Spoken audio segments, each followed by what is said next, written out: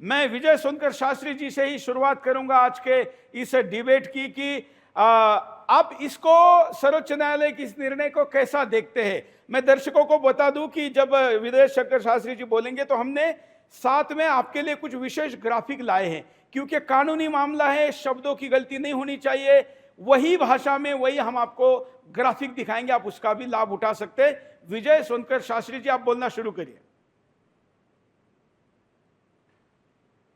आपको इतना बतलाना चाहता हूं कि ये जो निर्णय हुआ है सुप्रीम कोर्ट का, जिस इंटेंशन में हुआ हो, जिस रूप में हुआ हो, जिस कालखंड में हुआ हो, पर मैं इस निर्णय का स्वागत करता हूं। व्यक्तिगत तौर से मैं इस बात का पक्षधर रहा हूं, क्योंकि मैं केवल पूर्व सांसद ही नहीं था, मैं तो चेयरमैन था national commission for SC and ST.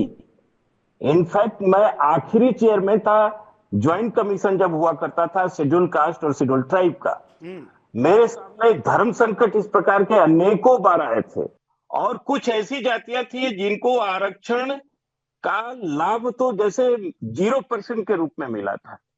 उनको कभी कभी पता भी नहीं था उन जातियों के लोगों को। जैसे उत्तर प्रदेश में, बिहार में, वेस्ट बंगाल में, छत्तीसगढ़ में एक मुसहर कम्युनिटी थी।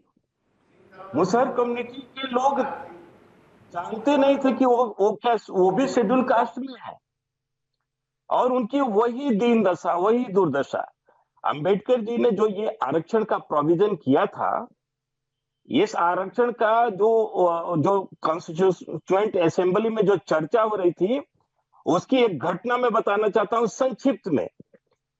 उत्तर प्रदेश के प्रथम चीफ मिनिस्टर गोविंद वल्लभ पंत ने, उन्होंने आरक्षण के संदर्भ में अंबेडकर जी से एक प्रश्न किया कि आरक्षण अगर आप देते हैं अंबेडकर जी, तो ऐसे तो शासन और सत्ता में अयोग्य लोगों की भर्ती हो जाएगी। डॉक्टर अंबेडकर ने जो रिप्लाई दिया था वो आज देश को समझना चाहिए, और उसी या आपका जो ये मुद्दा है उसी के इर्द गिर्द है। डॉक्टर अंबेडकर ने कहा कि पंत जी, आप आरक्षण को योग्यता अयोग्यता से क्यों जोड़ रहे हैं? ये तो भागीदारी का प्रश्न है। अगर योग्यता अयोग्यता की बात होती है तो आप एक रिटन टेस्ट दिल्ली में ले लेंगे और 600 सांसद यहां से योग्य मिल जाएंगे। फिर पूरे देश से सांसदों का चुनाव कराना, उनको ले आने की क्या आवश्यकता? आरक्षण का यही मकसद था कि सभी लोगों को सत्ता में, गवर्नेंस में भागीदारी मिल सके, ताकि वो ये कह सके कि ये देश हम चला रहे हैं। आज जब वही आरक्षण शेड्यूल कास्ट के नाम पर, शेड्यूल ट्राइब के नाम पर मिल रहा है, तो वहां भी शेड्यूल कास्ट के सभी लोगों को ये इसका लाभ मिलना चाहिए।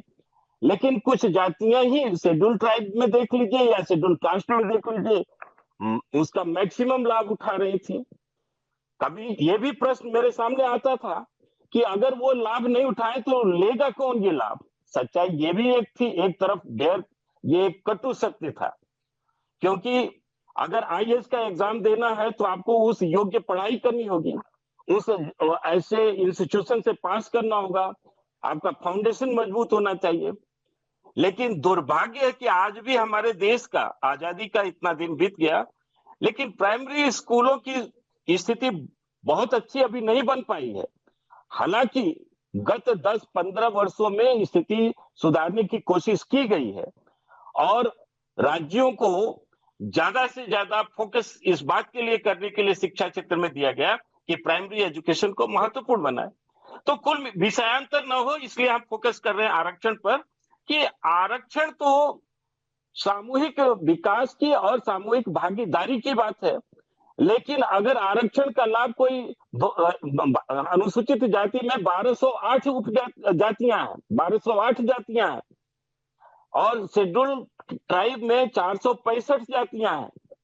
अब 465 जातियों में अगर 2 जातियों को लाभ मिलता है और 1208 जातियों में महज केवल 2-3 जातियों को लाभ मिलता है, तो आरक्षण का जो मकसद है, जो उद्देश्य है, वो पूरा हुआ नहीं दिखाई देता। इसलिए मेरा मानना है कि सुप्रीम कोर्ट ने एक बहुत बड़ा ये निर्णय लिया है, इसको सामाजिक परिप्रेक्ष्य में देखने की जरूरत है। इसको लाभ हानि के परिप्रेक्ष्य में देखने की जरूरत नहीं है।